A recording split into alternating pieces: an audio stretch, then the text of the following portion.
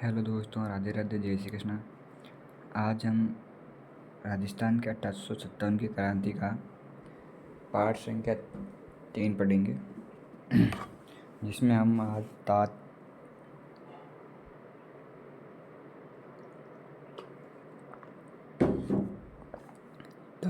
तात्या टोपे का आगमन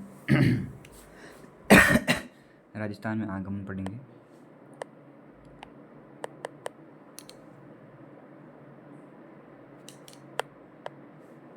सबसे पहले रहेगा हमारा तात्या टोपा पेशवा बाजीराव के दत्तक पुत्र नाना साहब का समय भगत सेवक था। इसका स्वास्थ्य नाम रामचंद्र पांडे रंग था। यह किस नाम के आ सकता है? वास्तविक नाम क्या था? रामचंद्र पांडुरंग था। इसका जन्म येवला अहमदाबाद महाराष्ट्र में हुआ था। इनकी माता का नाम रुक्मा देवी, पिता का नाम पांडुरंगा भट्ट था। नाना साहब व लक्ष्मी बाई के आने के बाद तात्या टोपा जयपुर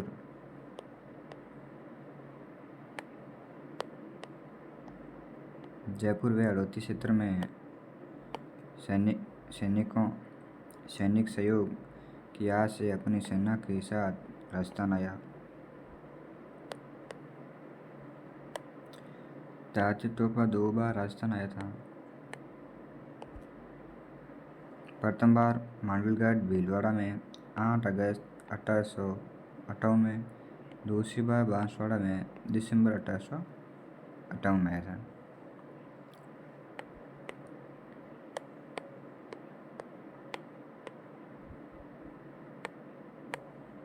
तात्या टोपा की सेना में लगभग 5000 ग्वालियर,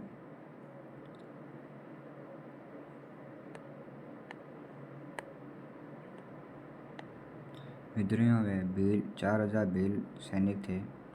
8 अगस्त 1858 को कुड़हेड़ा भीलवाड़ा कटोरी किनारे जनरल रबोस की सेना व तात्या टोपा के बीच युद्ध हुआ। तात्या टोपा के पीछे हटना पड़ा।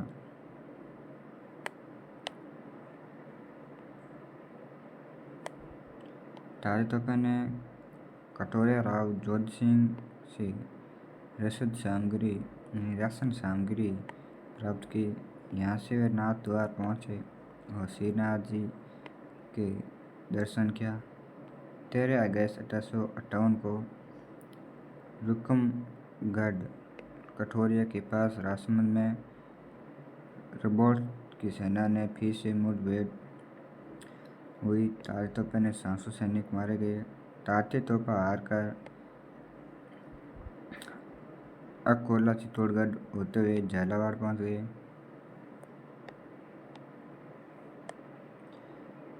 रेलता की युद्ध तात्या टोपा झालावाड़ की सेनाओं से सहयोग मिला। उसने यहाँ के शासक पृथ्वी सिंह को रेलता नामक स्थान पर हराया। बूंदी बनाकर झालावाड़ पर अधिकार कर लिया। वहीं पर बेरगेडोर पार्क व तात्या टोपा के बीच युद्ध हुआ। तात्या हारकर ग्वालियर एमपी चला गया।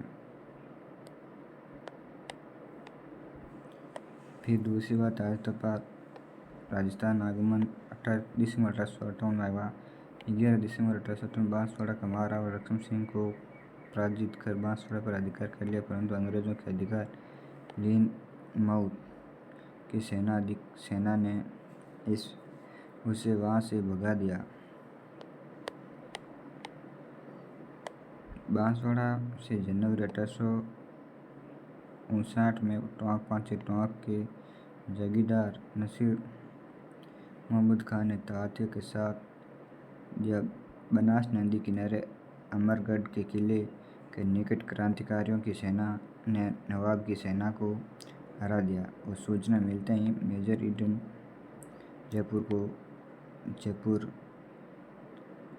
ने इसका दमन किया।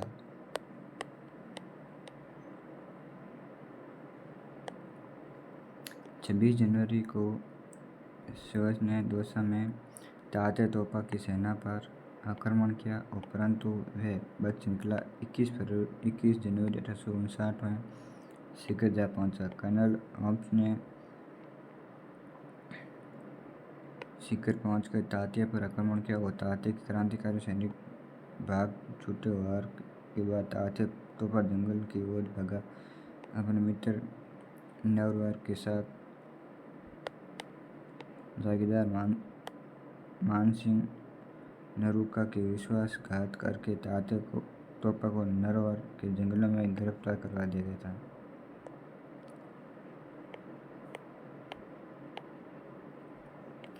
तात्या तोपे को 8 अप्रैल 1859 में न्यायाधीश बाग ने फांसी की सजा सुनाई और 18 अप्रैल 1859 में शिवपुर मध्य प्रदेश में फांसी दी गई।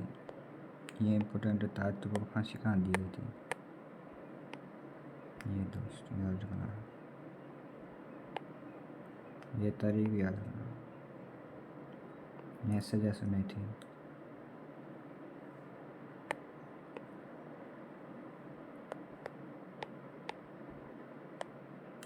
शंकरदान समोर का कथन है कि जटे गयो जगे जीतियो खटक बीण रण खेत तगड़ो लड़ियो तात्यो इंद थान रे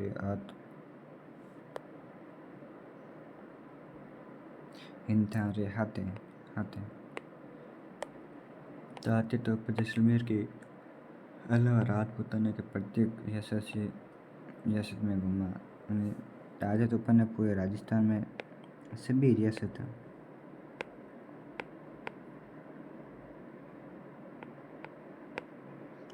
में सहायता मांगी।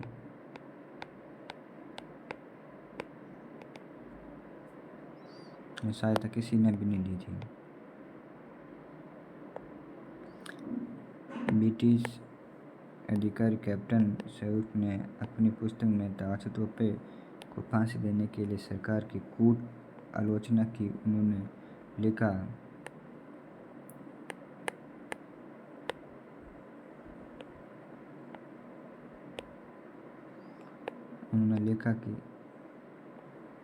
लिखा तात्या ब्रिटिश राज्य के निवासी नागरिक नहीं था, उसे पर राजविद्रोह का अपराध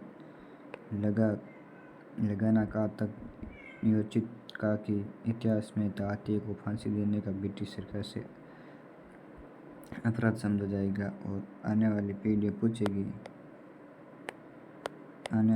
पूछेगी कि इस सजा के लिए किसने स्वीकृति दी और किसने पुष्टि की। अन्य तथ्य कथन विद्रोह के समय राजस्थान के स्थित 6 छावनियों में से सबसे शक्तिशाली छावनी नसीराबाद थी। उस समय राजस्थान के अंग्रेजों सतत का केंद्र व प्रतीक अजमेर था। अजमेर में गोला बारूद और शस्त्रागार था। सरकारी खजाने व अन्य राज्य की संपत्ति अजमेर में थी।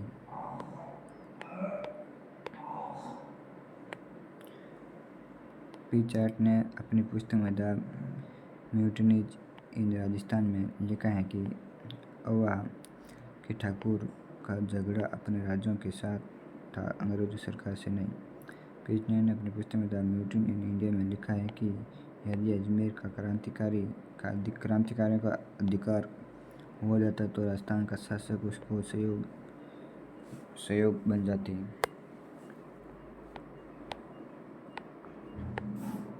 जयपुर एकमात्र रियासत थी जिसमें राज्यों के साथ वहाँ की आम जनता ने भी अंग्रेजों के साथ दिया था। भारत में अंग्रेज अगर बहादुर शाह जफर के बदले कोई योग्य नेता होता तो अंग्रेज आ जाता। जॉन लॉरेंस था कहने वाला। यह प्रमुख सारणी है। राजस्थान विद्रोह के तृतीय प्रमुख क्रांतिकारी नसीराबाद में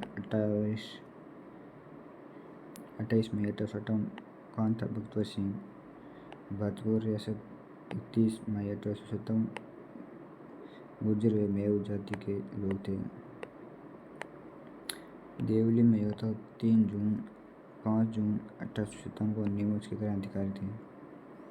टोंक में हुआ था 15 जून 1857, 14 जून 1857 मीर आलम खां और नसीब महमूद खां था।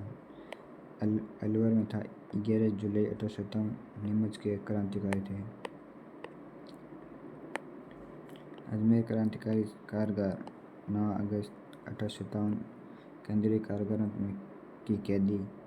अलीपुरा में 21 अगस्त 1857 को मोती खान, शीतल प्रसाद और तिलक राम को गिरफ्तार किया गया था। और 8 सितंबर 1857 को कुशाल सिंह और शिवनाथ सिंह ने अवा में आक्रमण किया था। धौलपुर में 12 अक्टूबर 1857 को रामचंद्र का हरिलाल कोटन तक 15 अक्टूबर 1857 को जयदेवर मेरम खां, ये दोनों अंग्रेजों के नौकरी करता था। एक वकील था और एक नस्लदार था। एक सेना में अधिकारी था और एक वकील था। सलूम्बर व कठोरिया सामंतों का योगदान। मेवाड़ के 2 प्रमुख सामंतों सलूम्बर के रावत केसर सिंह व कठोरिया राजसमंद के जोध सिंह चौहान ने 1857 की क्रांति के अपूर्ण योगदान रहा। इन्होंने मारवाड़ के सामंतों की भांति खुलकर क्रांति में भाग नहीं लिया,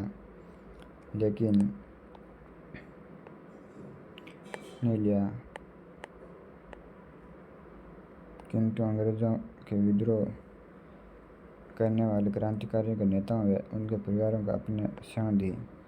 राव केसर सिंह ने मेवाड़ महाराणा के कंपनी सरकार के साथ लाई गई संधि खुलकर विरोध किया। केसर सिंह ने महाराणा के अधिकारों को चुनौती देते हुए कहा कि 8 दिन उसे परंपरागत अधिकारों में मांग के स्वीकार नहीं किया गया तो वह चित्तौड़ को गद्दी पर महाराणा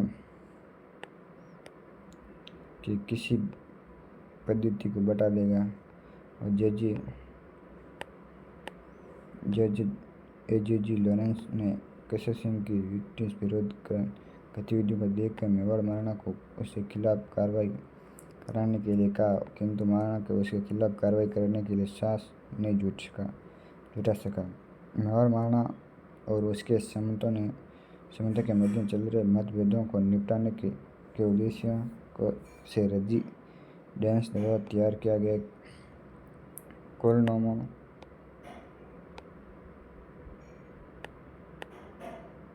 पर बहुत दबाव डाला जाने का केसर सिंह ने हस्ताक्षर नहीं किया था। तभी वाली तहसील के मीरगंज गांव के निवासी किसी दास खोदू ने अपनी कविता और मेवाड़ ठिकाने के सलूम्बर के रावत केसर सिंह के बुरी प्रयासों की कटोरिया ने राव जोध सिंह ने अवा के ठाकुर कुशाल सिंह को शरण दी। उन्होंने पेशवा नाना साहब और उनके परिवार को भी शरण दी। ताज तोपा ने उसे रसीदा सहायता की थी। यह था राव जोधान।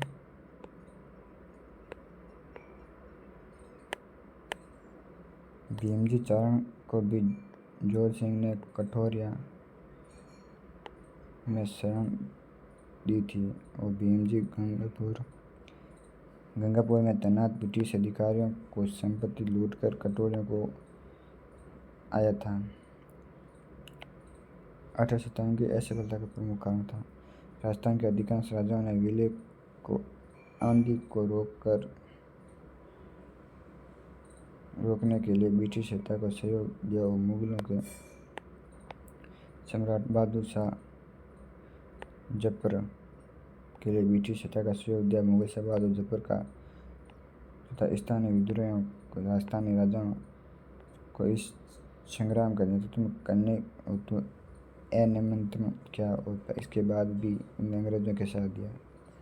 राजस्थान में विद्रोहियों ने आपसी एकता व संपर्क का अभाव था।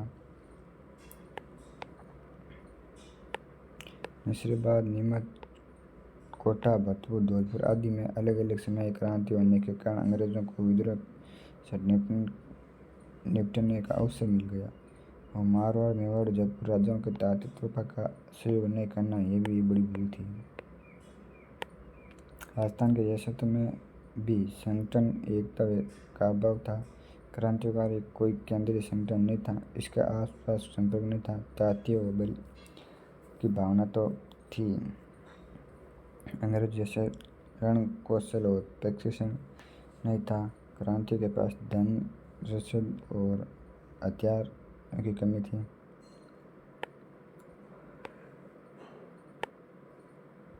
क्रांतिकारी नसीराबाद में सीधे दिल्ली न जाकर अजमेर पर आक्रमण करते तो शहीद क्रांतिकारी स्वरूप कुछ और हो सकता।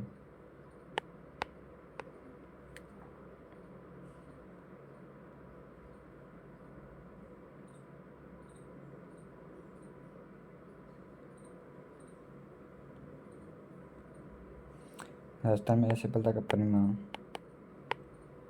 इस क्रांतिकारी असफलता होने के बाद राजस्थान की रियासतों पर ब्रिटिश शासन चली गई।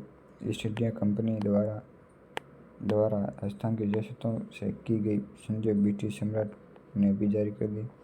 राजस्थान की जनता गुलामी के दौरान मार पड़ने लगी तो एक रियासत व अधिक न थे, दूसरे अंग्रेजों का भी उन पर नियंत्रण हो गया और अंग्रेजों ने शिक्षा का प्रचार के कारण लोगों में राष्ट्रीय जागरूकता की भावना उत्पन्न हुई और स्वधर्म, स्वदेशी, स्वराज, स्वभाषा का फलस्वरूप लोगों ने क्रांति की भावना पुनः अपनाई और बलवत्त किया था।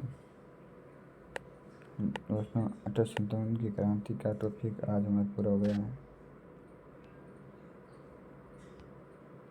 कल हम पढ़ेंगे 1857 की क्रांति के प्रमुख व्यक्तित्व। इसमें प्रमुख व्यक्तियों के बारे में पढ़ेंगे जो 1857 क्रांति में सहायता की थी। आपको पता है सेकेंड ग्रेड का सिलेबस में चेंज हुआ है, उसमें 1857 की क्रांति और व्यक्तियों के नाम भी जोड़ा गया है इस बार।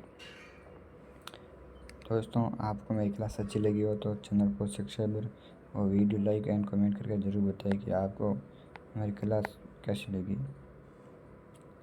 आपके दोस्तों के साथ ज़रूर शेयर करें दोस्तों। जय हिंद।